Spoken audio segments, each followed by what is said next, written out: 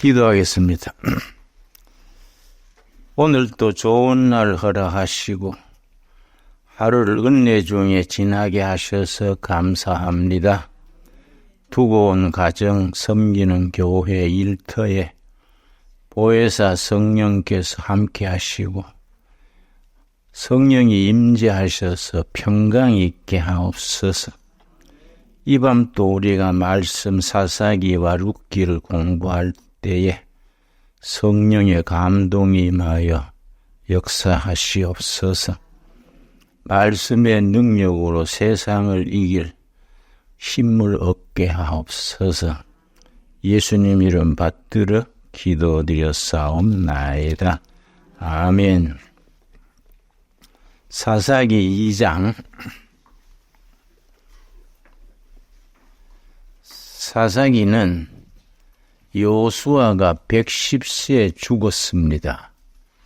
여호수아가 죽은 뒤에 옛날에 서원했던 신앙 고백이 점점 약해지고 하나님을 떠나면서 이스라엘의 무정부 상태가 임했습니다. 그래서 그 사사기의 기간이 한 250년에서 300년, 여호수아가 죽은 뒤에 사무엘 선지가 등장하는 그 과정, 그 중간 과정이 사사기의 시대인데 이스라엘 역사에 어두웠던 시절입니다.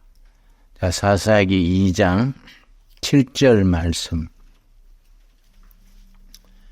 백성이 여호수아가 사는 날 동안과 여호수아 뒤에 생존한 장로들 곧 여호와께서 이스라엘을 위하여 행하신 모든 큰 일을 본 자들이 사는 날 동안에 여호와를 섬겼더라. 신앙은 처음의 세계고 처음의 신앙이어서 여호수아가 요단강을 육지같이 건너고 그 가나안 정복하는 동안에 하나님이 역사하신 그 처음을 낱낱이 아는 세대에는 하나님을 잘 섬겼습니다. 그러나 문제가 생깁니다. 10절 말씀. 그 세대의 사람도 다 그 조상들에게 돌아갔고 그 후에 여호수아와 그 당시에 함께 하나님을 체험했던 그 사람들이 다 떠난 후에 일어난 다른 세대는 여호와를 알지 못하며 여호와께서 이스라엘을 위하여 행하신 일도 알지 못하였더라. 지금 우리 한국교회도 이 점을 깊이 생각해야 됩니다. 나는 신앙의 3대째입니다. 할아버지, 아버지, 어머니, 내 3대째인데 역사의 질풍노도시대, 일제 폐망하기 4년 전에 제가 태어나서 해방, 6.25, 4.19, 5.16 그동안에 그 역사 속에서 우리는 체험하는 신앙을 지켰습니다. 그러나 한국 개신교인이 한 800만에서 1000만까지 아시아에서 가장 성공한 교회가 됐는데 문제는 나라가 이제 살만하고 경제가 틀이 잡히고 다음 세대들은 교회를 떠나고 있습니다. 내가 속했던 노회가 평양노회인데 평양노회에 교회가 150교회랬는데 50교회는 중고등부가 없어지고 절반 한 7, 80교회는 연주일 학교가 없어졌습니다. 단지 대형 교회 몇 교회 중심으로 유지를 하는데 이게 이제 미래가 문제지요. 그 여호수아 사사기 같은 시대가 오면은 이 민족적으로 교회적으로 큰 어려움을 당하게 됩니다. 제가 육군사관학교에 가서 학생 상대로 특강을 했는데 육군사관학교 군목이 있습니다. 그분이 나한테 얘기하기를 자기는 육사에 22년째 육사 교목으로 있는데 22년 전에 육사에 입학하는 학생의 23% 정도는 개신교 신자랬다 합니다. 그런데 해마다 1%씩 줄어들더니 내가 갔던 그 해에는 3%로 줄었다. 매년 1%씩 육사 입학하는 학생들의 개신교 신도가 줄어가는 겁니다. 이게 이제 한국 교회에 보이지 않는 위기지요. 여호수아가 죽고 그 다음 세대에 하나님에 대한 체험이 없는 세대들이 하나님을 떠나는 겁니다. 14절 말씀, 자, 2장 11절 말씀, 11절 말씀. 이스라엘 자손이 여호와의 목전에 악을 행하여 바알들을 섬기며 여호와 하나님을 떠나서 바알을 섬기는 겁니다. 바알 신앙이 왜 문제냐 하면은 물질의 축복, 이 세상의 부귀 영화를 약속해주는 신이 바알 신입니다. 그래서 바알이란 말 단어 자체가 물질의 번영, 잘 살고 잘 먹고 성공하는 것을 보장해주는 종교가 바알 종교입니다. 그러니까 구약 시대에는 하나님의 종 선지자들과 바알 종교 제사장들 사이에 정말 투쟁의 역사입니다. 그러니까 이스라엘 백성들이 여호와를 떠나서 바알을 섬기고 우상 앞에 절하게 되니까 공식 제1조입니다. 여호수아 시대에 네 공식이 있습니다. 네 공식. 여호수아서에는 15명의 사사가 등장합니다. 또 어떤 분들은 엘리 또 사무엘은 빼고 12명 사사를 언급한 사람도 있고 엘리와 사무엘을 합쳐서 15명을 손꼽기도 합니다. 사무엘이 중요한 것은 마지막 사사지요. 자, 그런데 타락해서 바알을 섬기니까 두 번째 공식이 14절입니다. 14절. 사사기 2장 14절. 여호와께서 이스라엘에게 진노하사 하나님의 진노가 임했습니다. 자, 그렇게 되니까 진노하셔서 노력하는 자의 손에 넘겨주사 다른 민족, 미디안이라든지 블레셋이라든지 이런 민족에게 억압당하도록 넘겨줬다 했습니다. 그래서 그들이 너무 시달리고 미디안 족속에게 고통당하니까 그때야 아하, 조상들의 여호와를 버려서 이렇구나 회개하는 겁니다. 18절입니다. 18절.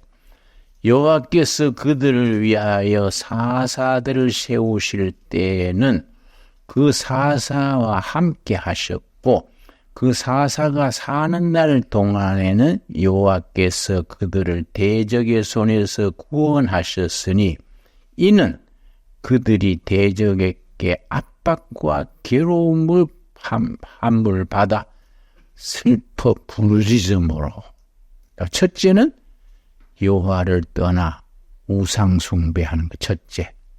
둘째는 하나님의 진노, 셋째는 백성들의 회개의 부르짖음. 회개의 부르짖음을 하나님이 들으시고 누굴 보내시느냐? 자, 16절 말씀. 여호와께서 사사들을 세우사 노략자의 손에서 그들 구원하게 하셨으나. 그래서 요 네 공식입니다. 네 공식. 요 네 단계를 이해하면은 사사기를 이해하는 줄거리를 이해합니다. 첫째는 조상들이 섬기던 여호와를 떠나 타락하고 우상 숭배한다. 둘째는 여호와께서 진노하셔서 다른 민족에게 넘겨주신다. 셋째, 억압에 시달리다가 부르짖어 회개한다. 회개하니까 하나님께서 누구를 보냈습니까? 사사들을 보냈었는데 사사기 전체에 15명의 사사가 등장합니다. 그런데 사사에 대해서 사사기를 읽으면서 사사들에 대해서 확실히 우리가 이해해야 되는 것은 사사 한 명 한 명이 작은 예수입니다. 작은 예수. 백성들의 회개하고 부르짖음을 들으시고 사사들을 보내서 억압 핍박에서 해방시켜 주십니다. 그래서 해방시켜 주는데 보냄을 받은 사람이 사사지요. 그 사사 한 명 한 명이 작은 예수입니다.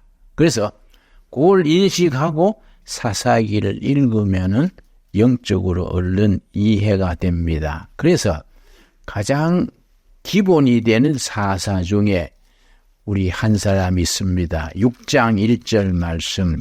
자, 그 기드온 사사의 경우가 기드온이 작은 예수로서 임했던 그 대표적인 인물입니다. 사사기 6장 1절. 자, 첫 단계입니다.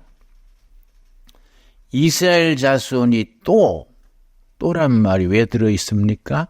전과자다 이 말이죠. 또 사사를 보내가 구원하셨는데 먹고 살만하니까 또 타락하고 바알 신에게 엎드리고 그래서 또입니다.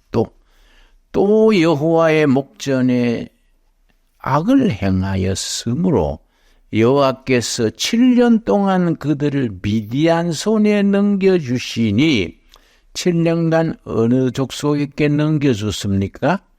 미디안을 채찍으로 쓰시는 겁니다. 그래서 구약 성경 읽으면서 BC 722년에 이스라엘이 아시리아에게 멸망당했습니다. 또 BC 587년에 남유다가 바벨론에 망했습니다.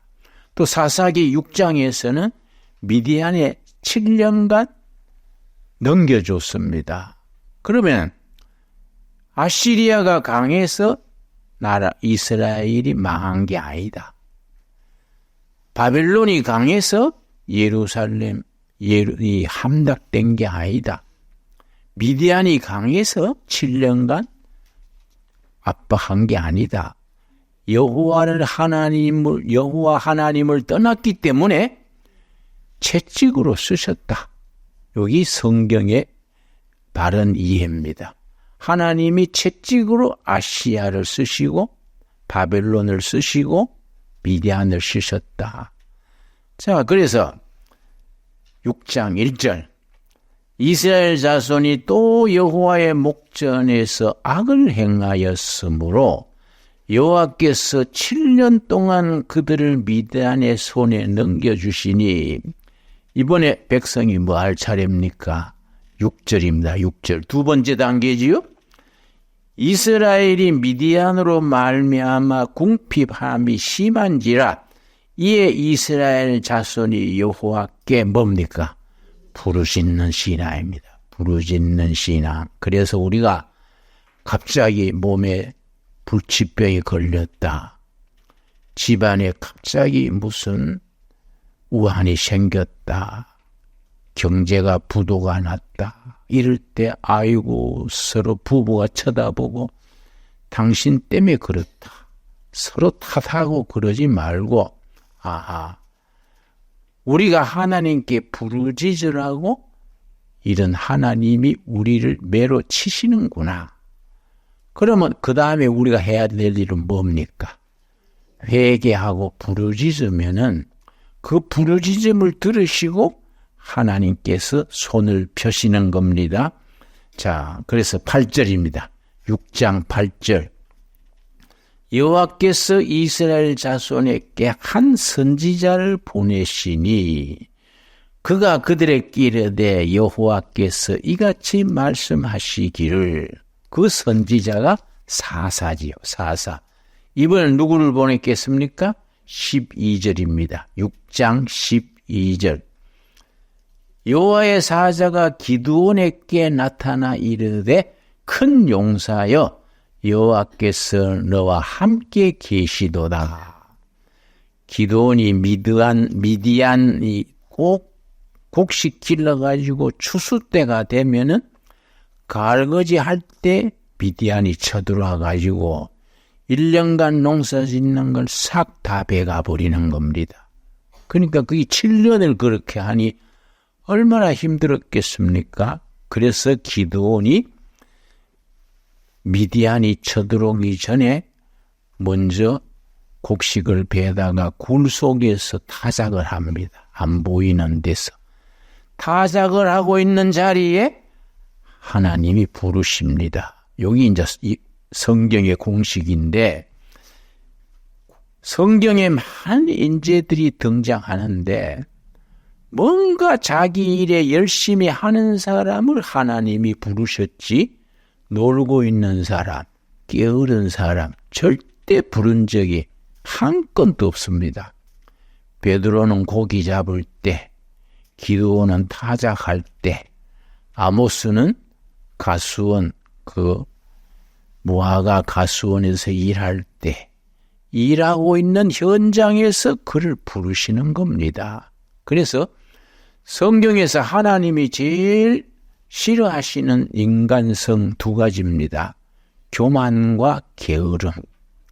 교만한 것과 게으른 것. 이걸 제일 싫어하시고 하나님이 제일 기뻐하시는 성품 두 가지는 뭐이겠습니까?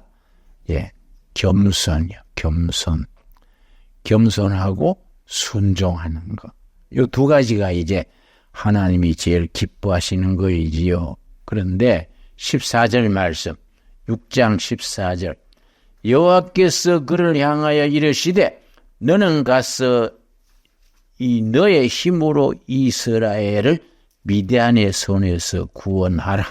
내가 너를 보낸 것이 아니냐. 그래서 사사로 기드온이 보냄을 받아가지고 그 평화를 회복하는데, 그래서 6장 24절이 기드온을 통해서 하나님이 역사하신 것을 여호와의 이름을 어떻게 불렀느냐 하면은 6장 24절 말씀. 기드온이 여호와를 위하여 거기서 제단을 쌓고 그것을 여호와 살롬이라 하였더라. 여호와 살롬, 거기에 줄을 칩시다. 여호와는 평화시다. 살롬은 평화입니다. 평화. 미디안이다, 아시리아다, 바벨론이다. 우리 하나로 말하면 북한 김정은이다, 중국이다, 러시아다, 그러나 그리스도 안에서는 여호와 살롬, 평화가 있는 겁니다. 그래서 우리나라가 잘 되기는 딱 한 가지입니다. 예수 잘 믿어야 돼요. 이 나라는 절대로 예수 잘 믿어서 복받은 나라입니다.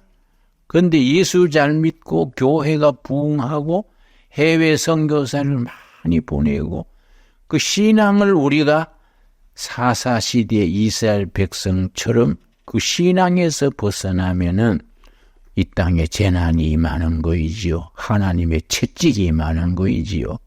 그게 미디안 채찍, 북한 채찍 이런 게 임하는 거이지요. 참 이런 말씀이 우리에게 큰 교훈을 줍니다. 그래서 24절 우리 한번 같이 읽겠습니다. 기드온이 여호와를 위하여 거기서 제단을 쌓고 그것을 여호와 살롬이라 하였더라. 그것이 오늘까지 아바에셀 하는 사람에게 속한 오브라에 있더라. 그 제단이 있던 장소를 밝히면서 여호와 이름을 부르기를 여호와 살롬이다. 그렇게 부르게 됩니다. 사사들 세워서 구원하시고 여호와 살롬, 하나님 안에 평화가 있고 구원이 있다. 바로 우리들의 신앙이 될 수 있게 되기 바랍니다. 그런데 그렇게 해서 하나님께서 백성들의 부르짖으면은 뜻을 돌이키시는 겁니다. 그 뜻을 돌이키셔서 사사들을 보내서 구원하시고 여호와 살롬을 이루셨는데 그 사사들이 작은 예수다. 아멘이 됩니까? 요 핵심만 알면 사사기는 우리가 전체 윤곽을 알게 됩니다. 룻기 1장 1절 말씀. 룻기 1장 1절. 자, 우리가 사사시대는 이스라엘의 암흑시대인데 참 어려웠던 시기인데 그 어려웠던 시기에도 룻기 같은 아름다운 이야기가 있습니다. 룻기는 4장으로 되어 있는데 룻기는 그 절망적인 시대 사사시대에도 룻기와 같은 아름다운 얘기가 있다. 근데 룻기는 4장으로 되어 있는데 하나님이란 말, 구원이란 말 한마디도 없습니다. 룻기는 하나님이란 말이 없어요.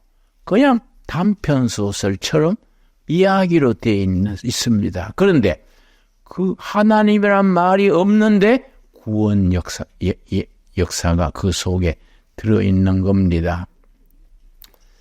그 프랑스는 캐톨릭 국가거든요. 그런데 미국 건국 초기에 벤자민 프랭클린이라는 아주 큰 인물이 있었습니다. 벤자민 프랭클린은 부모님들이 가난해서 학교를 1년밖에 못 다녔습니다. 그런데 부모님이 철저한 퓨리탄, 청교도 신앙인이랬습니다. 그래서 학교는 1년만 보냈지만은 집에서 성경을 가르치고 성경으로 길렀습니다. 그런데 그 벤자민 프랭클린이 미국 독립전쟁에서 건국하자 프랑스 대사로 갔습니다. 벤자민 프랭클린이.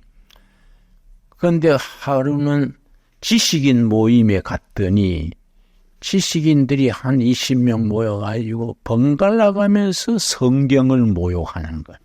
성경은 미신이다. 이런 시대에 무슨 우리가 성경을 믿겠냐. 성경은 얼마 안 있으면 지구상에서 사라진다. 그렇게 떠드는 거야. 그러니까 벤자민 프랭클린은 청교도 신앙으로 자란 사람이니까 듣기가 난처했지요. 근데 그 20여 명 중에 여자 배우가 한 명 있었는데 그건 아주 신앙심이 깊은 여자 배우요. 가만히 듣고만 있었습니다. 그래서 벤자민 프랭클린이 그 여배우를 불러내가지고 아무 소리 하지 말고 성경이라 그러지 말고 룻기를 1장에서 4장까지 읽으세요. 그랬습니다. 그러고서는 벤자민 프랭클린이 여러분 내가 아주 세계적인 명작 단편 소설 하나 읽겠습니다. 여배우 아무개가 읽겠습니다. 그럼 룻기를 읽었어요. 룻기랑 성경이랑 하고 룻기를 1장부터 4장까지 읽고 나니까 그 지식인들이 위대한 작품이다. 어떻게 사람이 그런 위대한 작품을 썼냐. 그 작품 이름이 뭐냐. 이런 거예요. 분위기가. 그러니까 이제 벤자민 프랭클린이 바로 여러분이 그렇게 매도하는 성경의 룻기입니다. 그 사람들이 완전히 무안해진 거예요. 그리고 뭐 뿔뿔이 흩어져 버린 거예요. 참 싫어합니다. 싫어. 근데 그 프랑스가 캐톨릭 국가랬는데 신부님들이 뭐 왈라왈라 했다 치더라 뭐 설교하고 이러니까 병신도들은 성경을 모르는 거예요. 그냥 신부들이 뭐라고 하고 그래 하니까 신앙심이 들어갈 수가 없지요. 그래서 계몽주의 시대에 파리에 무슨 협회가 있었냐면 성경박멸협회 그런 조직이 있었어요. 이 땅에서 성경을 없애는 협회. 그래가지고 자기들이 돈을 모아가지고 건물을 하나 사가지고 간판을 붙였어요. 성경박멸협회. 그런데 몇십 년 뒤에 그 성경박멸협회 간판이 뭘로 바뀌었느냐? 성경보급협회로 바뀌었어요. 그러니까 우리가 하나님의 말씀이 사람들의 그걸로 사라지는 게 아니지요. 그 당시에 우리가 2차 대전 전후로 새로운 철학이 등장했는데 그 실존주의 철학 그래요. 그게 무신론 실존주의 철학자 중에 니체라는 사람, 니체라는 사람이 공공연하게 뭐라고 했냐면 니체가 책을 한 권 썼는데 아주 기고만장했습니다. 아주 천재입니다. 천재인데 자라투스트라는 이렇게 말하였다. 독일어로 알조스프라하 자라투스트라 이 책을 쓰고서는 아주 장담을 하기를 이제 성경은 사라진다. 성경의 자리에 알조스프라하 자라투스트라가 성경을 대체하게 될 것이다. 아주 장담을 했어요. 그랬는데 그 사람은 정신질환으로 죽었습니다. 정신질환으로 죽으면서 마지막 말이 뭐냐면 나사렛 예수여 그대가 승리했도다. 그 말하고 숨 굳었어요. 그러니까 하나님의 말씀, 살아있는 하나님의 말씀에 우리가 능력을 접한다는 게 얼마나 축복인지 알아야 됩니다. 그런가 하면 이제 그 당시에 덴마크에는 하나님을 독시 믿는 실존주의 철학자가 등장했는데 그 이름이 키엘케골입니다. 키엘케골은 니체와 같은 시대인데 사상은 완전히 반대를 했습니다. 키엘케골이 뭐라 했냐면 나의 철학은 어떻게 하면 내가 진실한 크리스찬이 될 수 있을까? 내 철학의 주제다. 키엘케골의 얘기예요. 어떻게 하면 내가 진실한 크리스찬이 하나님 앞에 모든 계급 모든 경력 다 벗어놓고 빈 몸으로 단독자로서 하나님 앞에 진실한 영혼 진실한 크리스찬으로 설 수 있을까? 내 평생의 철학의 주제다.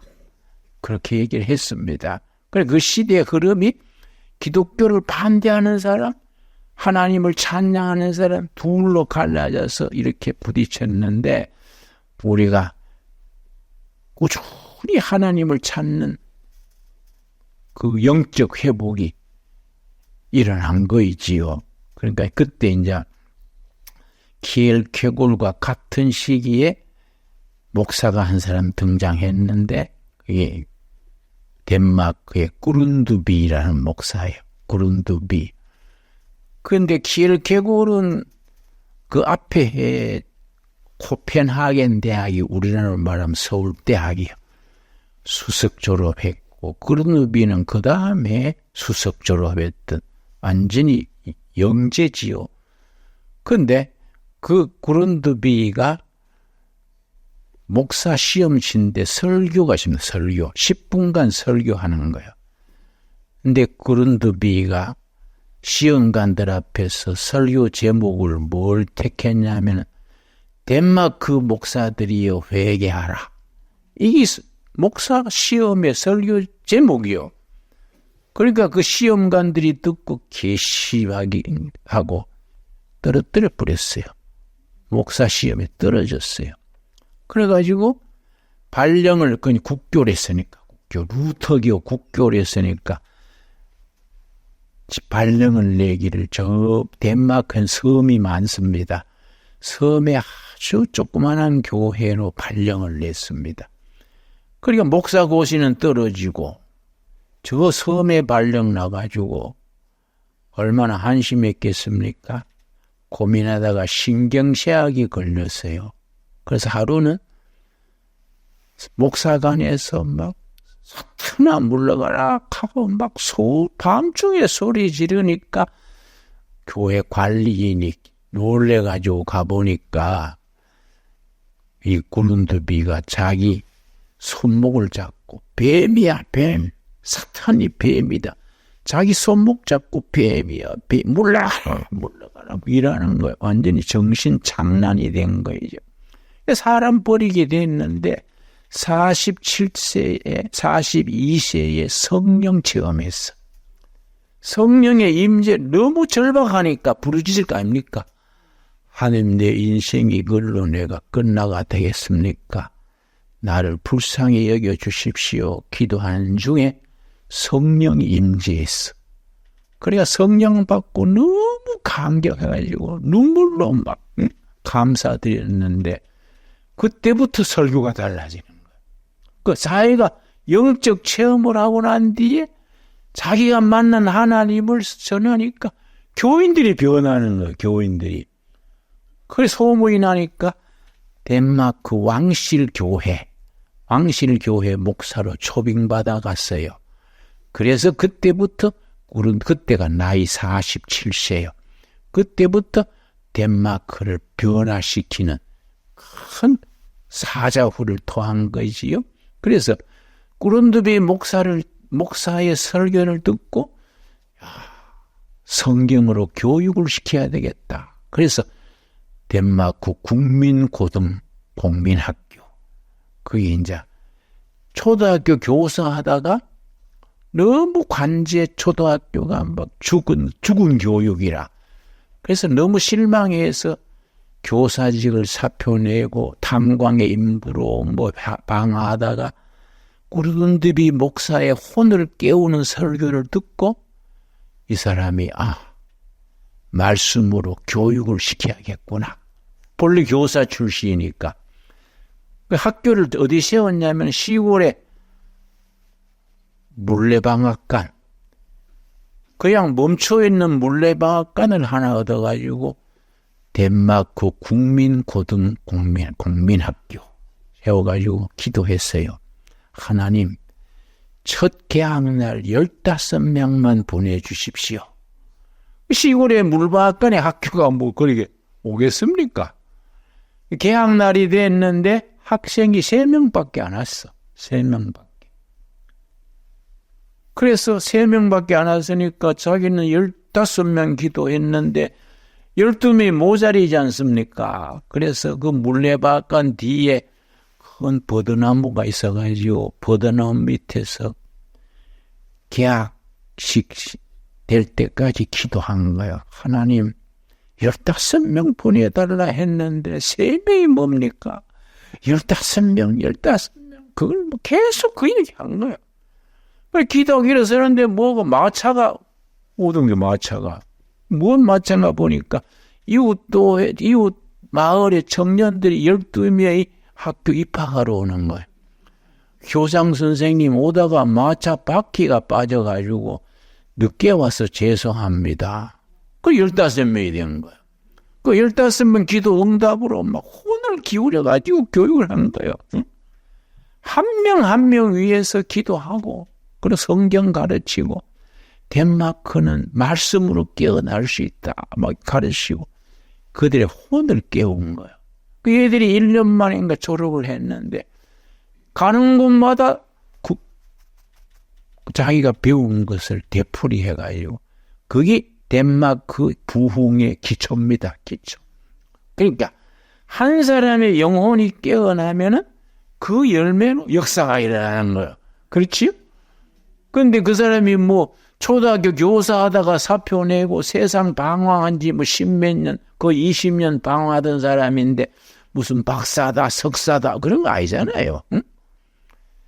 나라와 백성을 위해서, 교회를 위해서 고민하는 영혼이, 그 영혼이 깨어나서 구른두비 목사의 설교에 혼이 깨어나서 그렇게 변화가 된 거예요. 구른두비 목사는 삼의 정신이요. 삼의 정신. 하나님 사랑, 백성 사랑, 땅 사랑. 그 덴마크 공민학교가 교육으로 일으키고 농업을 일으켰지. 농업. 땅 사랑. 농사를 져가지고. 그래서 좋은 땅은 독일한테 다 뺏겼어요. 전쟁을 해가지고. 황무지만 남은 거예요. 황무지. 그걸 히드라 그래. 히드. 황무지만 남았는데 좋은 땅은 독일이 뺏어가 버리고 그 옆에 노르웨이가 스웨덴이 뺏어가 버리고 황무지만 남았어요. 그런데 구른두비가 뭐라고 설교했냐면 밖에서 잃은 걸 안에서 찾자. 이게 이제 구호요. 밖에서 잃은 걸 안에서 찾자. 하나님이 우리에게 주신 혼을 깨워가지고 안에서 찾자. 그래서 그 구른두비 목사의 설교를 들은 중대령 출신이 있어. 달가스 이름이 달가스. 달가스란 예비역 대령이 그 설교를 듣고 황무지 개척하기 시작했어. 심으면 죽고 심으면 죽고 하는데 12년 걸려서 황무지에 살아남는 나무를 찾아냈어. 그게 전나무라는 게 전나무. 그러면서 북쪽에서 오는 그 추위를 막고 그걸 황무지를 옥토로 만들었어요. 그러니까 우리나라가 나라가 좁다고 걱정할 것도 아니고 자원 없다고 걱정할 것도 아니고 구른두비처럼 밖에서 잃은 걸 안에서 찾자. 이런 영적 운동이 필요한 겁니다. 그렇지요? 그래서 우리가 말씀을 통해서 혼이 깨어나야 돼. 그러니까 이 성경을 여러분, 위대한 성경을 우리가 존중해야 합니다. 자, 룻기 1장 1절 말씀. 1장 1절. 사사들이 치리하던 때에 사사시대 그 땅에 흉년이 드니라. 유대 베들레헴의 한 사람이 그의 아내와 두 아들을 데리고 모압 지방에 가서 거류하였는데 그 사람의 이름은 엘리멜렉이라. 유대 땅 베들레헴에 흉년이 왔어. 흉년을 피해가지고 도저히 살 길이 없으니까 이방 땅으로 피란을 갔어요. 모압 땅으로. 이름 누구라고요? 엘리멜렉. 여러분, 베들레헴 출신 3명이 있습니다. 성경에. 첫째는 다윗이 베들레헴 출신이요. 룻기의 나오미의 남편 엘리멜렉이 베들레헴 출신이요. 세 번째 베들레헴 출신 누굽니까? 예수님이지. 그 베들레헴 출신이 세 삼총사가 있어요. 그런데 내가 남양만 시골에서 목회를 하는데 돼지를 많이 키웠어요. 그러다가 돼지 파동이 와가지고 참 죽을 고생했습니다. 지금 생각해도 손에 땀이 나요. 교회 말 듣고 돼지 먹이다가 실패하고 700원은 돼야 사료비가 되는데 200원에도 안 팔려. 그러니까 교회를 흉보는 거예요. 김진홍 목사가 생기기도 돼지같이 생겨가지고 돼지 가는 통에 망했다. 내 듣는데 그래 동네 아줌마들이. 그래서 내가 그건 너무해요. 내가 잘생기지는 못해도 돼지한테 비유하세요. 그랬더니 아줌마들이 목사님 너무 섭섭해하지 마시라요. 우리가 화가 나서 그러지 실제 목사님이 돼지보다는 쫓겨이 나십니다. 이랬더라고요. 그 돼지가 새끼를 놓으니까 먹일 사료가 없으니까 바닷가에 갯벌에 갖다 내밀었어. 바닷가에 돼지 새끼가 한 200마리 버려졌어. 그러니까 얼마나 불쌍합니까? 다리가 짧아한 게 밀물이 들어오면 다 빠져 죽겠지 생각하고 내가 참 안타깝더라고요. 그랬는데 밀물이 밀려오니까요 한 마리도 안 빠져 죽고 다 헤엄쳐 나왔어요. 그거 신기하더라고요. 응? 다리도 짤막한 새끼가 어떻게 바다 물 타고 동네 들어가지고 뻘치를 해가지고 동네 200마리 꿀꿀꿀 다니니까 동네가 수라상이에요. 동네가 수라상이에요. 내가 참 흘러간 역사입니다. 흘러간 역사. 응? 그래서 내가 죽게 됐는데 내가 금식했어. 야, 이러다가는 내가 이거 뭐 교회 문 닫겠다. 응? 금식하다가 로마서 8장 12절 13절 읽고 내가 영적으로 깨달았어. 아, 하나님이 돼지를 통해서 이런 일을 통해서 내가 목회를 잘못한다는 것을 깨우치시는구나. 내가 깨달았어요. 회개하고 그 다음 주일날 내가 교인들 앞에서 여러분 내가 하나님 중심, 성경 중심, 성령 중심으로 목회 안 하고 돼지 따동지, 소단지 그것만 따라다니다가 하나님이 기뻐하지 않았습니다. 그래서 나 때문에 교회가 어려웠었습니다. 그러니까 교인들이요. 아이고 목사님은 만져보지도 않는 돈인데 억울해요. 울어요 교인들이. 그래서 아닙니다. 하나님이 우리를 깨우치시는 겁니다. 우리 회개하고 소단지 돼지단지 다 그만둬버리고 말씀 붙들고 성령님 의지하고 새로 시작합시다. 그래서 교인들이 아멘. 울면서 그때 부른 찬송이 천부여 의지 없었어요. 천부여 의지 없어. 그러니까 뭐 강대상 위에 나도 울고 교인들도 울면서 손 들고 천부여 의지 없어서 손 들었습니다. 그 찬송가 참 은혜 있습니다. 천부여 의지 없어서 손 들고 옵니다. 주 나를 박대하시면 나 어디 가리까. 내 죄를 씻기 위하여 피 흘러주시니 곧 회개하는 마음으로 주 앞에 옵니다. 울면서 불렀어. 참 신기하지요. 하나님한테 인정받으니까요. 그 다음 날부터 판이 뒤집어져요. 여러분 하나님한테 인정받아야 됩니다. 예. 세상적으로 이리 뛰고 저리 뛰고 뭐 그게 아니에요. 하나님 앞에서 인정받아야 돼. 그 다음 날 면사무소 농협에서 전화가 왔어요. 김진용 목사님 송금홍구 있으니까 주민등록증하고 도장 갖고 돈 찾으러 오세요. 그래서 난 줄 건 있어도 받을 게 없는데 다른 김진용 아니요? 목사님 번지까지 다 맞습니다. 그래서 내가 도장 가지고 갔지. 내 앞으로 일본에서 송금이 왔어요. 새벽을 깨우리다 책을 냈는데 그 인쇄 그 책값의 10분의 1이 인쇄로 오잖아요. 그 송금이 왔어. 내가 돈 봉투를 안고 입을 맞추고 하나님 감사합니다. 이거는 뭐 하나님의 선물이요 선물. 어떻게 그 다음날 돈이 오냐 이거예요. 그래 내가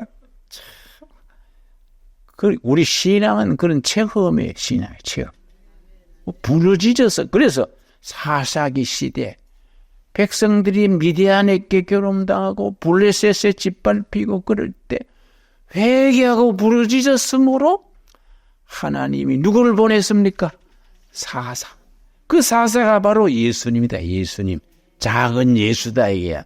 근데 그 시대에 예루살렘이 아니지 베들레헴에 엘리멜렉이라는 사람이 흉년 들었다고 나오미하고 모압 지방으로 두 아들을 데리고 갔는데 타향살이 10년 만에 재난이 끼어가지고 남편이 병들어 죽었어. 큰아들이 죽고 둘째 아들이 죽었어. 그동안에 이제 모압 여자들하고 결혼했는데 며느리 청산가고 며느리 둘, 시어머니 나오미 셋만 남았네. 그러니까 시어머니가 며느리들을 보고 얘들아 나한테 무슨 희망이 있냐? 친정 가서 재혼해서 잘 살아라. 근데 이 룻기에서 중요한 관점이 뭐냐 하면은 결혼해서 가정을 이루는 것을 안식하는 곳을 찾는 것으로 했어요. 3장 1절이요. 결혼이 안식이요. 안식. 남자 여자가 만나서 가정을 이루는 것이 안식의 자리를 찾는 거예요. 그러니까 아직 미혼자들은 아직 안식의 고향을 못 찾은 겁니다. 3장 1절 루스의 시어머니 나오미가 그에게 이르되 내 딸아 내가 너를 위하여 안식할 곳을 구하여 너를 복되게 해야 하지 않겠느냐. 시어머니가 며느리한테 재혼을 권하는 겁니다. 네가 혼자 있지 말고 남편 얻어서 재혼하는 것이 안식의 자리를 찾는 거이다. 참 이 룻기에 나오는 아주 뛰어난 해석입니다. 그런데 큰 며느리는 시어머니 말 듣고 울고 헤어지고 둘째 며느리 이름이 누굽니까? 응? 둘째 며느리 루시지, 루시. 시어머님 그런 말씀 마십시오. 시어머니가 믿는 하나님이 내 하나님이고 시어머니 백성이 내 백성입니다 하고 따라서 같이 베들레헴으로 온 거지요. 몇 년 만에 왔다고요? 10년 만에 온 겁니다. 10년 만에 왔더니 뭐라 그러냐 하면은 19절 말씀 1장 19절 말씀 이에 그 두 사람이 나오미와 며느리 룻이 베들레헴까지 갔더라. 베들레헴에 이를 때에 온 성읍이 그들로 말미암아 떠들며 이르기를 이가 나오미냐 하는지라. 우물가에 아줌마들 수다스럽잖아요. 우물가에 모여 있다가 나오미가 오니까 이 누이고 안 죽고 살았네. 아이고 이 나오미 아니냐. 근데 그 다음 말이 참 의미가 깊습니다. 20절이죠. 21절. 나오미가 그들에게 이르되 나를 나오미라 부르지 말고 말하라 불러라. 나오미는 행복한 여인, 우리말로 행자, 자자는 사람이란 말이지요. 우리나라 순자, 행자, 자자가 많았잖아요. 일본식으로 이건 행복한 여인이 행자예요. 나오미는 행복한 여인, 행자라 이 말이에요. 그런데 동네 사람이 나오미가 아니냐. 그러니까 나를 나오미라 하지 마라. 행자라 그러지 마라. 타향살이 10년 만에 서방자 묻고 두 아들 다 묻고 며느리 데리고 왔는데 무슨 행자냐. 나를 말하라 해라. 말하는 불행한 여인, 불행자요. 불행자. 그 의미가 이해하시겠지요? 여러분 지금 스스로 가슴에 손을 얹고 생각해 보세요. 내가 행자냐 불행자냐, 내가 말하냐 나오미냐, 어느 쪽입니까? 그렇죠? 오늘 자기 전에 이렇게 한번 생각해 봐요. 남편이 옆에 자더라도 나 또 버리고 내가 나오미인가 말한가. 그렇지요? 이게 중요한 겁니다. 그런데 시작할 때는 나오미를 했는데 집안이 기울어져 가지고 나는 말하다 불행자다 됐는데 룻기의 결론이 뭐냐? 4장에 가서 그 안식의 처소를 며느리한테 얻어서 보아스가 재혼을 한 거예요. 보아스를 통해서 아들을 낳았는데 아들을 낳고 나서 뭐라고 말했냐 하면은 13절 말씀 4장 13절 이에 보아스가 룻을 맞이하여 아내로 삼고 그에게 들어갔더니 여호와께서 그에게 임신하게 하심으로 그가 아들을 낳은지라. 여인들이 나오미에게 이르되 찬송할지로다. 여호와께서 오늘 너게 기업 물을 자가 없게 하지 아니하셨도다. 대를 이어나갈 적자를 주셨다. 기업 물을 자. 친척 중에 이제 남편을 받아들였으니까 기업 물을 자라 그래. 영어로 our kinsman redeemer. 기업 물을 자 친척. 그래서 우리 예수님은 우리의 기업 물을 자 예수 그리스도. 그 고백하는 겁니다. 여호와께서 오늘 너게 기업 물을 자가 없게 하지 아니하였도다. 이 아이의 이름이 이스라엘 중에 유명하게 되기를 원하노라. 그 아들 이름이 뭐이라고요? 응? 그 아들 이름이 보아스예요. 보아스가 룻의 남편이지요. 보아스의 아들이 살몬입니까? 응? 오벳. 그러면 오벳의 어머니가 그 유명한 그 가나안 땅에 그 누굽니까? 응? 가나안 땅에 물장사하던 여인. 응? 그게 라합이죠, 라합. 그러니까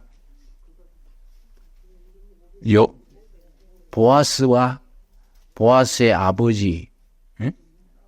보아스가 라합, 그 보아스의 아버지가 헷갈리 버렸네. 예. 내보다 더 잘하면 골치 아픈데, 이거. 예. 살몬과 라합이 결혼해서 보아스를 낳았어. 라합이 보아스의 어머니야. 근데 보아스가 이제 룻하고 결혼해가지고 낳은 아들이 오벳이요. 오벳. 근데 이 왜 중요하냐? 오벳이 이새를 낳았어. 이새가 누굴 낳았습니까? 다윗을 낳았어. 다윗 후손에 누구가 태어났습니까? 메시아 그리스도가 났어. 이걸 말해주려는 거야, 이걸. 이게 룻기가 왜 중요하냐? 이방 여인 라합하고 이방 여인을 아내로 맞아서 결혼했는 보아스 사이에서 다윗이 태어나고 다윗의 후손에서 메시아가 났다. 그러니까 이 구원 역사가 이어가는 족보를 얘기하는 거예요. 그러니까 이게 룻기가 보통 책이 아니야. 그러니까 마태복음 1장에 예수님의 족보가 나오지요. 그러니까 거기 보면은 보아스의 아버지 살몬이 라합과 결혼해서 보아스를 낳고 보아스가 오벳을 낳고가 나오지요. 그래 마태복음 1장 읽을 때 초신자들은 시험 들지요. 뭔 성복음이 산부인과 복음이라 애만 자꾸 낳냐. 낳고 끝나기 전에 덮어버려. 근데 성경을 깊이 아는 사람들은 낳고 사이에 구약의 배경을 다 이해하니까 그렇게 낳고 한 줄 읽으면서 구약을 떼는 거예요. 그만큼 성경 읽는 깊이가 깊어져야 돼요. 그러니까 결국은 메시아 그리스도가 그 베들레헴에서 태어난 것이. 우리가 참 이 성경의 역사를 구약과 신약이 짝을 이루어서 깊이 읽어야 됩니다. 거기 4장 21절에 있습니다. 4장 21절. 살몬이 라합의 남편이지요. 살몬은 보아스를 낳았고 보아스의 아내가 룻이지요. 보아스와 룻이 오벳을 낳았고, 자 22절. 오벳은 이새를 낳고, 이새는 누구 아버지지요? 다윗의 아버지지요. 이새를 낳고 이새는 다윗을 낳았더라.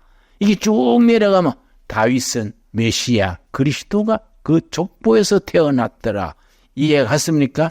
그래서 우리가 이 사사기와 룻기를 간단히 살폈는데 이 말씀 속에서 우리 예수님의 메시아가 태어나는 족보를 읽을 수 있어야 되지요.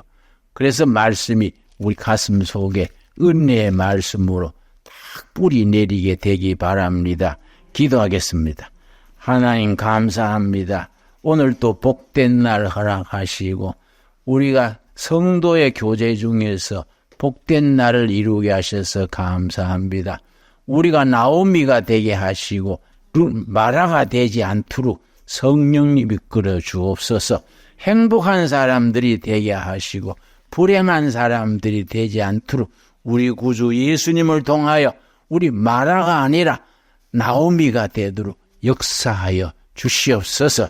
예수님 이름 받들어 기도드렸사옵나이다. 아멘.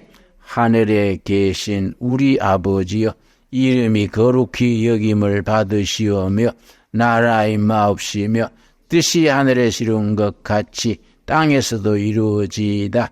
오늘날 우리에게 일용할 양식을 주옵시고 우리가 우리에게 죄 지은 자를 사하여 준 것 같이 우리 죄를 사하여 주옵시고 우리를 시험에 들지 말게 하옵시며 다만 악에서 구하옵소서.